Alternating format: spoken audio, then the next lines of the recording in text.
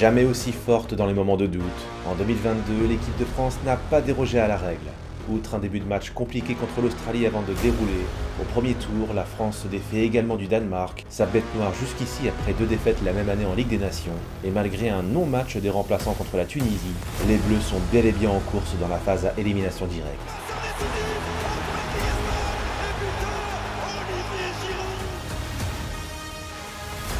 Le dernier mondial de Lloris, de Varane, de Griezmann, de Giroud, les ultimes étincelles de Kylian Mbappé avant sa période creuse, la suite des aventures de l'équipe de France au mondial 2022, c'est maintenant.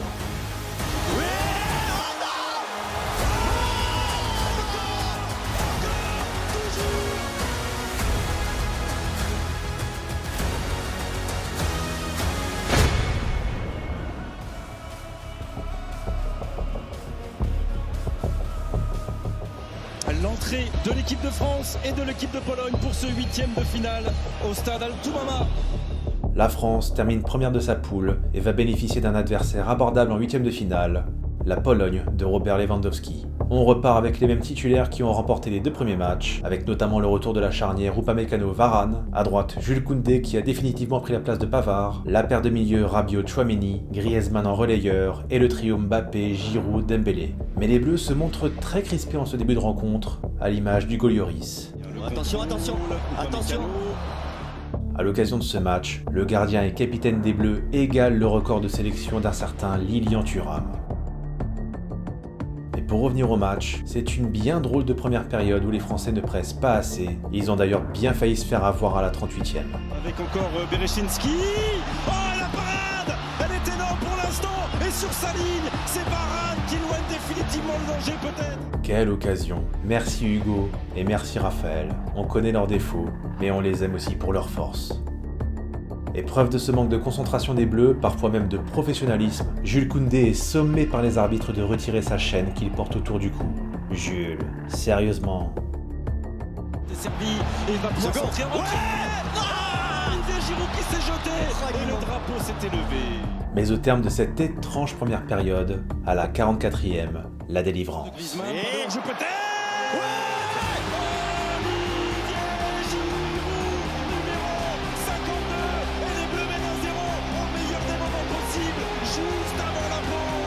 Giroud le record.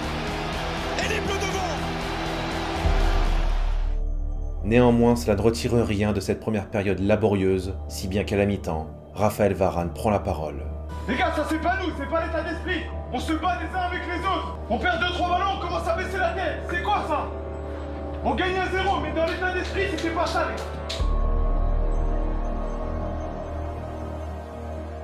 En seconde période, Varane commet une faute assez légère et empêche Giroud d'inscrire ce splendide but, mais les Bleus manquent de réalisme et ne parviennent toujours pas à se mettre à l'abri. Et soudain... Allez, Kylian! Oh là là là là là là là là!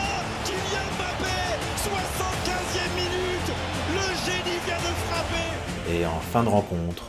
Mbappé... Oh! Encore, toujours! Cette fois-ci, c'est la lucarne opposée et le doublé, comme il y a 4 ans à 15 ans contre l'Argentine.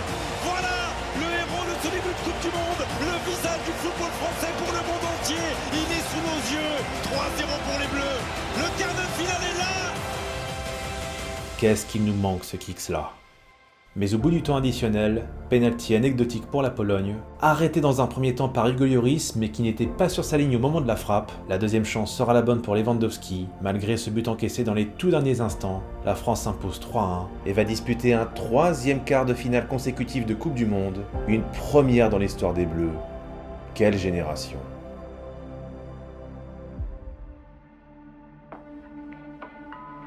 Quart de finale de Coupe du Monde, la France retrouve un vieil ennemi.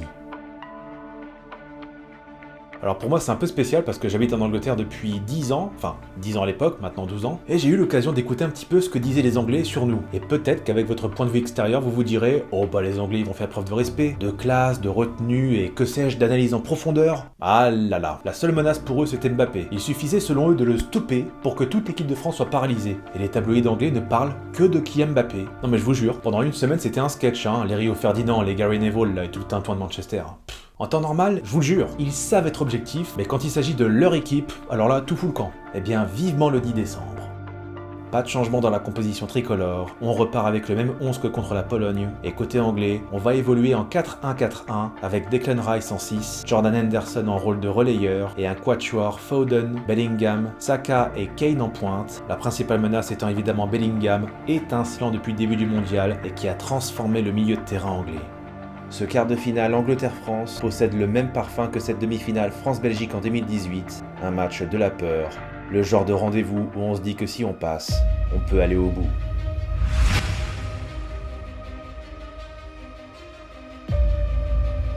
Les Français débutent bien, la différence est infime mais l'Angleterre semble un poil plus timide.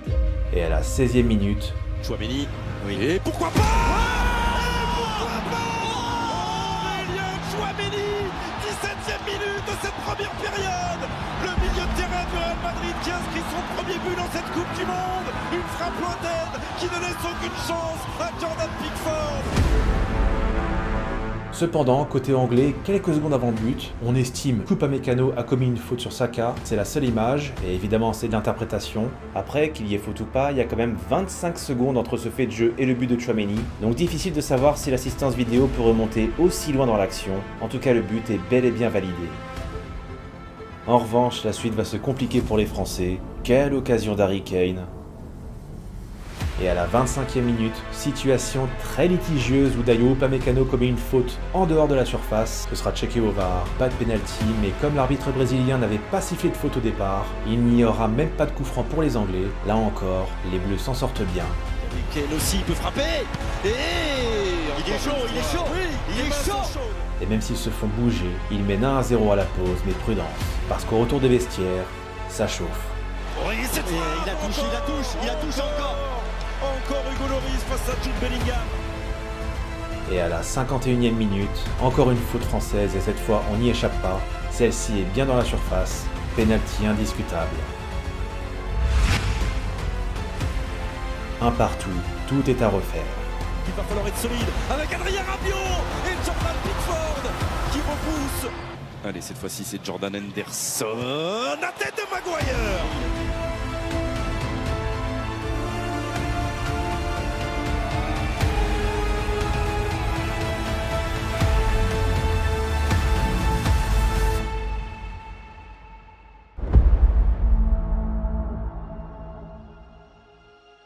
De Dembélé et Olivier Giroud qui met l'intérieur du pied, Jordan Pickford sur sa ligne qui repousse. Et pour la petite histoire à ce moment-là, Deschamps voulait remplacer Giroud par Thuram, mais dès qu'il a vu cette occasion, il s'est dit « Attendons ». Comme nous tous, Deschamps a senti le truc venir.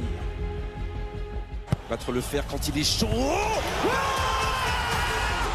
Passeur décisif, Antoine Griezmann et buteur, Olivier Giroud. Il avait manqué il y a quelques secondes face à Pickford et là il ne laisse aucune chance au gardien anglais et les Bleus repassent devant à un peu plus de 10 minutes de la fin de cette rencontre. Olivier Giroud.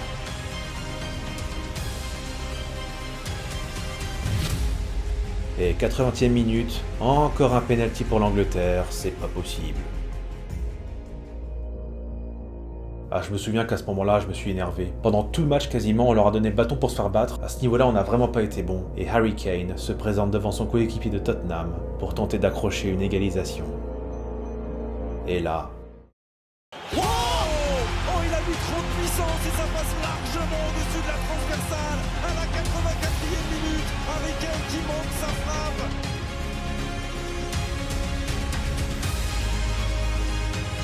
Mentalement, les Anglais ont lâché. On comprend à cet instant qu'ils ne reviendront pas. Ce fut dur, très dur, mais les Bleus ont tenu. Les voilà qualifiés pour le dernier carré.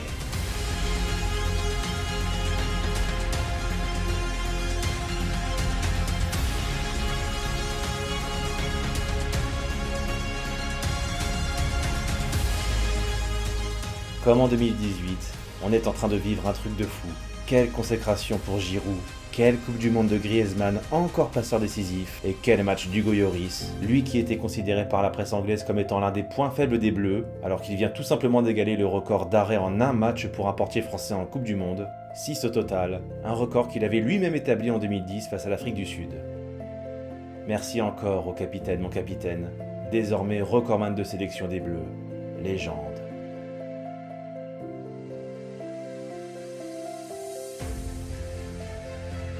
En demi-finale, la France retrouve la grande surprise de la compétition, le Maroc de Walid Regragui, à qui nous avons déjà consacré une vidéo. Sauf qu'un mystérieux virus va perturber la préparation des Français, à tel point que Dayo Upamecano et Adrien Rabiot seront forfaits face aux Lions de l'Atlas. À leur place, Ibrahima Konaté s'insère aux côtés de Raphaël Varane et Youssouf Fofana sera aux côtés d'Aurélien Tchouaméni. On a beau changer quelques têtes, mais la base de cette équipe de France semble imperturbable. Même bousculés, ces Bleus sont en mission.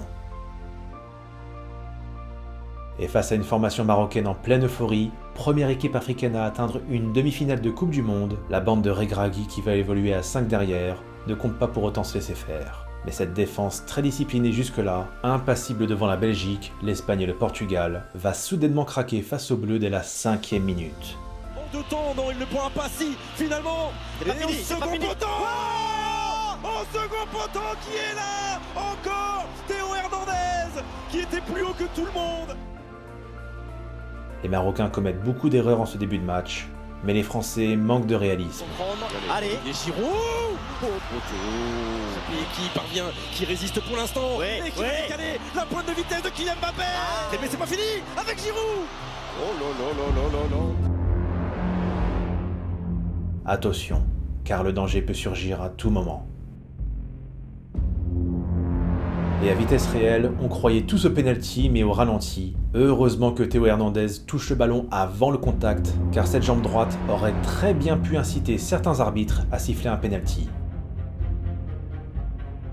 En revanche, le carton jaune pour Boufal, qui ne peut pas vraiment éviter Théo, me semble disproportionné. Giroud qui protégeait le premier poteau, et le deuxième poteau qui renvoie sur cette magnifique tentative. Et juste avant la mi-temps, encore une situation où Tchouaméni a de la chance de ne pas se faire prendre. Idem, certains auraient sifflé un penalty ici. Le score est de 1-0 pour la France à la mi-temps, mais en seconde période, les Bleus vont subir de plus en plus. Heureusement que Varane veille, ainsi que Konaté qui sauve les Bleus sur cette action. Que c'est dur. Si bien qu'à l'heure de jeu, Griezmann signale à Deschamps un problème d'équilibre au milieu de terrain, et heureusement, l'entrée de Marcus Thuram sur le côté gauche pour aider Théo Hernandez à défendre va considérablement soulager les Français. Merci Grisou, au passage quel match de patron, sans lui, l'équipe de France ne serait pas là. Les Bleus subissent de moins en moins, mais la tension ne fait que monter dans cette demi-finale.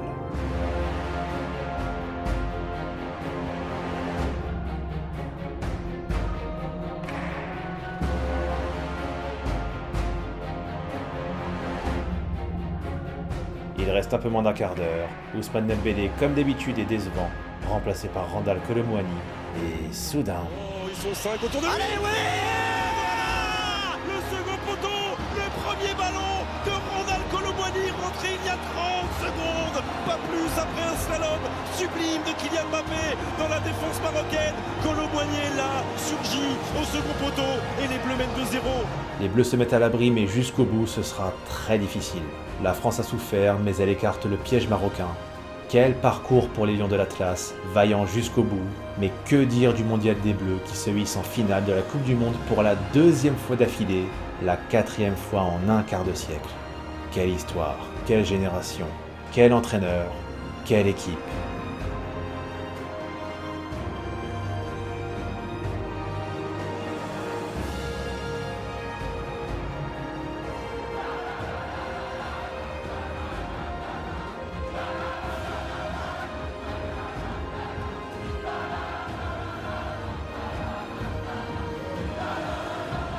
On a l'impression d'avoir déjà vu ces images de joie, mais rien à faire, on ne s'en lasse pas.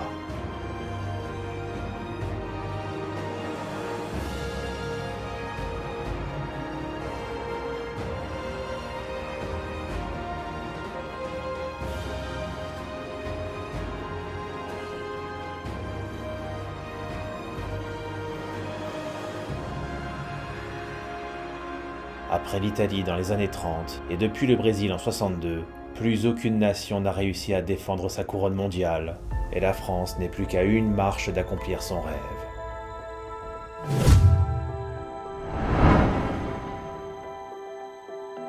Il ne reste plus qu'une seule étape. Un rendez-vous ultime qui se tiendra du côté de Lusail, face à une équipe qui a soif de revanche après 2018, 8 ans après sa dernière finale. L'Albi-Céleste d'un certain Léo Messi est de retour avec une armée de supporters gonflés à bloc. Vous savez la différence? C'est que eux, là, en face, ils jouent une putain de finale de Coupe du Monde. Allez, Kylian!